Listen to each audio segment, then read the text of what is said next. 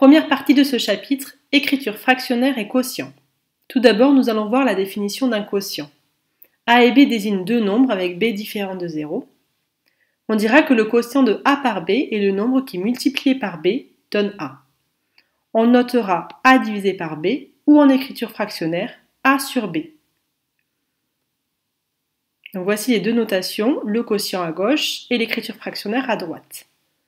Dans l'écriture sous forme de quotient, A désigne le dividende.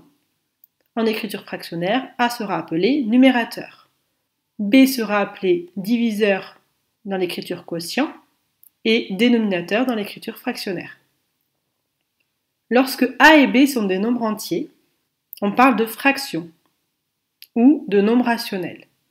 Une fraction est un quotient dont le numérateur et les dénominateurs sont des nombres entiers. On parlera aussi de nombre rationnel. Voyons des exemples. Le quotient de 3 par 2, c'est le nombre tel que 2 multiplié par ce nombre donne 3. Donc 3 divisé par 2, c'est égal à 3 sur 2, c'est égal à 1,5, puisque 1,5 fois 2 est bien égal à 3. 3 demi est une fraction, ou nombre rationnel, puisque 3 et 2 sont des nombres entiers. Voyons quelques remarques. Premièrement, certaines fractions peuvent être des nombres décimaux. Par exemple, 1 demi, puisque c'est écrit sous la forme 0,5.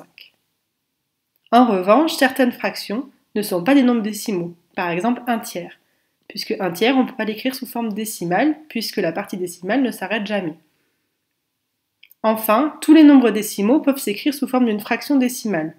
Souvenez-vous, la fraction décimale, c'est les fractions dont le dénominateur est 10, 100, 1000, etc. Donc par exemple, 0,7, on l'écrit 7 dixièmes. C'est bien une fraction. 1,54, c'est égal à 154 centièmes. Donc c'est bien un nombre décimal qu'on a écrit sous forme de fraction.